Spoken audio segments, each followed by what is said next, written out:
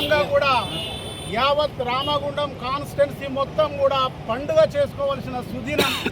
మరి ఏదైతే మక్కాన్ సింగ్ రాజ్ ఠాకూర్ అన్న గారు పట్టు పడితే ఖచ్చితంగా కూడా దాన్ని విడవకుండా ఒకటే లక్ష్యంతో ఈ నియోజకవర్గాన్ని మరి తెలంగాణ రాష్ట్రంలోనే కని విని ఎరగని రీతిలో మరి డెవలప్మెంట్ చేసి చూపిస్తా.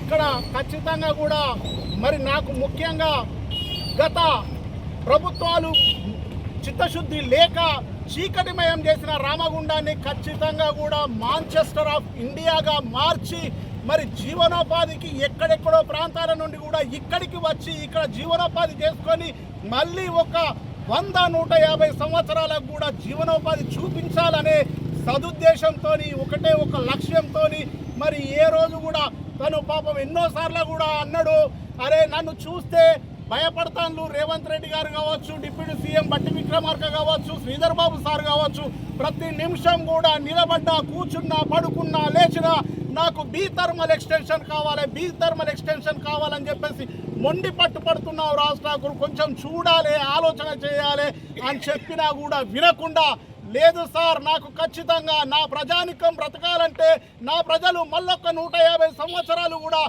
సుఖ సంతోషాలతో బతకాలంటే ఖచ్చితంగా కూడా నా నియోజకవర్గంలో రామగుండంలో ఖచ్చితంగా బీ థర్మల్ ఎక్స్టెన్షన్ కొత్త ప్లాంట్ రావాలి. అది వస్తేనే నా ఈ జీవితానికి ఏకైక లక్ష్యం, నేను జీవితంలో సఫలీకృతులను అవుతానని చెప్పేసి మొండి పట్టుపట్టి ఎవరు ఎన్ని మాట్లాడినా తెలివి తక్కువ వాళ్ళు ఎన్నో మాట్లాడుతూ ఉంటారు. కనబడతలేదా ఇప్పుడు చేసే అభివృద్ధి ఏ ఒక్కటి కూడా ఈ రోజుతో మిగిసిపోయే అభివృద్ధి కాదు. మక్కాన్ సింగ్ రాజ్ ఠాకూర్ అన్నగారు చేసేది శాశ్వతంగా నిలిచిపోయే అభివృద్ధి మీద చిత్తశుద్ధితో చేస్తాడు. మరి ఏ ఒక్కరైనా కూడా మరి కన్నులుండి చూడలేని కబోదులకు మీరే ప్రజలే సమాధానం చెప్పాలి. ఇక మీదట కూడా మక్కాన్ సింగ్ రాజ్ ఠాకూర్ గారి పట్ల అనుచిత వ్యాఖ్యలు ఎవరైనా చేస్తే కూడా ప్రజలే స్వచ్ఛందంగా బుద్ధి చెప్పాలని చెప్పేసి ఈ సభాముఖంగా తెలియజేసుకుంటూ మక్కాన్ సింగ్ రాజ్ ఠాకూర్ గారి నాయకత్వం, మక్కాన్ సింగ్ రాజ్ ఠాకూర్ గారి నాయకత్వం, శ్రీధర్ బాబు గారి నాయకత్వం, శ్రీధర్ బాబు గారి నాయకత్వం, బట్టి విక్రమార్క గారి నాయకత్వం, రేవంత్ రెడ్డి గారి నాయకత్వం.